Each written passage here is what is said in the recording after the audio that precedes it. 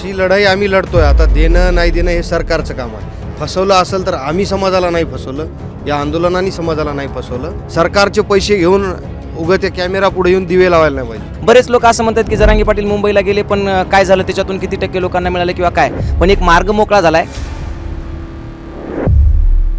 जरांगे पाटील यांना सरकारकडून फसवलं जातं किंवा गाजर दिलं जातं असं बऱ्याच जणांची टीका आहे. काय भावना आहे? नाही, आमची लढाई आम्ही लढतोय. आता देणं नाही देणं हे सरकारचं काम आहे. फसवलं असेल तर आम्ही समाजाला नाही फसवलं, या आंदोलनाने समाजाला नाही फसवलं.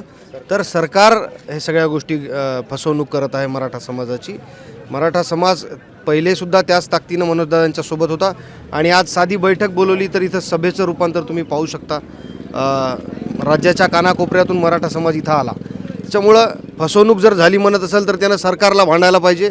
सरकारचे पैसे घेऊन उगं त्या कॅमेरा पुढे येऊन दिवे लावायला नाही पाहिजे. काही जण असं म्हणतात की काही जणाला या आंदोलनामुळे लाभ होतोय. थोडं थोडं होईल ना. आता ज्यांच्या नोंदी मिळाल्या त्यांना प्रमाणपत्र मिळत आहे.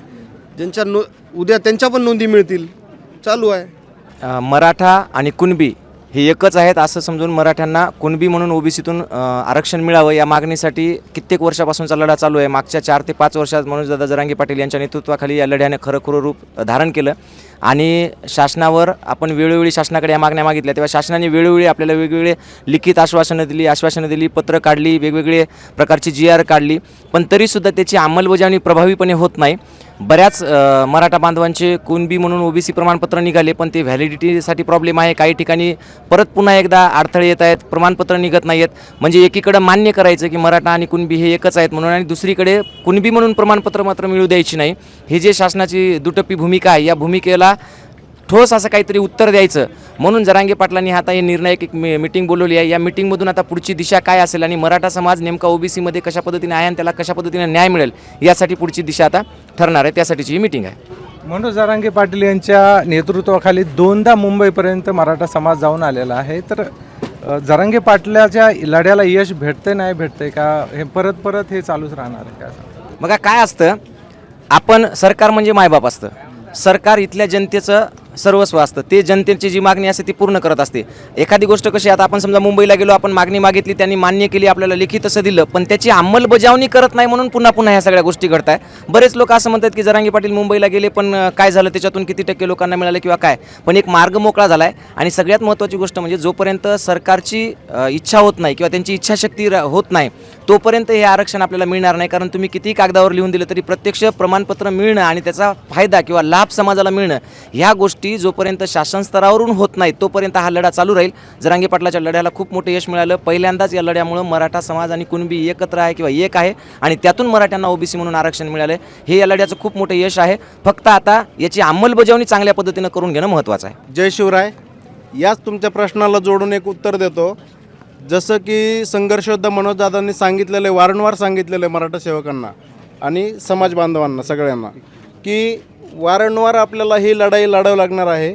जसं की छत्रपती शिवरायांनी एकाच वेळी कुठं स्वराज्य निर्माण केलं नव्हतं. वारंवार त्यांनाही लढाया लढावं लागल्या होत्या त्यावेळी.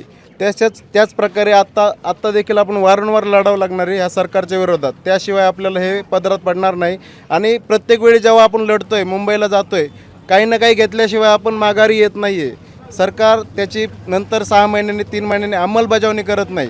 हे कुठंतरी सरकारची इच्छा होत नाही देण्याची. त्यासाठी वारंवार या सरकारला धारेवर धरण्यासाठी आज निर्णायक बैठक संघर्षयोद्धा मनोजदादांनी बोलवलेली आहे. आणि या बैठकीला आपण पाहू शकता आज इथं लाखोंच्या संख्येने अंतरवली सराटी येथे आपले मनोजदादांचे मावळे आलेले आहेत.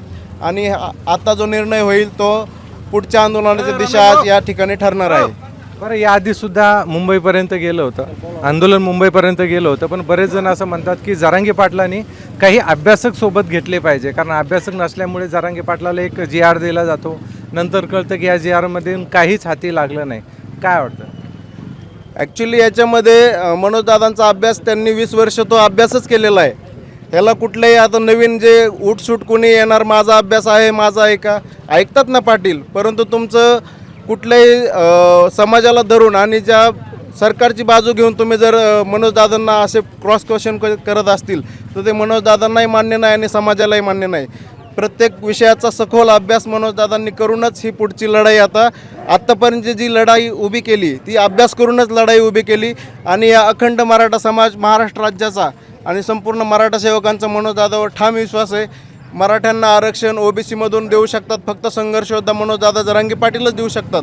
दुसरा कुणी माईका लाल अजून पैदा झाला नाही आहे मनोज दादांना क्रॉस क्वेश्चन करायला. दादा मुंबई इथे ज्यावेळेस GR दिला त्यावेळेस जरांगे पाटील म्हणाले होते की आपल्याला आरक्षण भेटले, परंतु आता त्या GRनुसार पण आता तो GR असं सांगितलं जाते की तो फसवा आहे. तो GR काढला होता, त्याची अंमलबजावणी करणं सरकारचं काम आहे. आपण उपोषण करून मुंबईमध्ये आंदोलन करून GR मिळवला, परंतु GRची अंमलबजावणी जर हे सरकार करत नसेल तर कुठेतरी परत सरकारला जाब विचारण्यासाठी मोठं आंदोलन, मागे जे आंदोलन झाले त्याच्यापेक्षाही मोठ्या प्रमाणात आंदोलन करण्याची आता गरज आहे आणि सरकारला जाब विचारण्याची गरज आहे. त्याचीच दिशा ठरवण्यासाठी आज संघर्ष योद्धा मनोज दादांनी ही भव्य राज्यव्यापी बैठक, इथं लाखोंच्या संख्येने आज मावळे आलेले आहेत. त्यांना थोड्याच वेळात संघर्ष योद्धा मनोज दादा जरांगे पाटील मार्गदर्शन करणार आहेत. आपल्यासोबत दादा बोला, काय भावना दे. एकंदरीत याआधी सुद्धा GR दिला होता, पण त्या GRनुसार काहीच हाती लागलं नाही असं बऱ्याच जणांचं म्हणणं आहे आणि आज परत एकदा ही मीटिंग घ्यायची गरज पडली. काय वाटतं? नाही, GR ना काही हाती लागलं नाही, हे सगळं अपयश हे सरकारचं आहे, ना की दादाचं किंवा समाजाचं. समाज आजही लाखोच्या संख्येने दादाच्या पाठीमागं आहे आणि जोपर्यंत मराठा समाजाच्या शेवटच्या घटकापर्यंत ही आरक्षणाची भाकरी जात नाही ना, तोपर्यंत ना समाज मागं हटणार ना मनोज दादा मागं हटणार.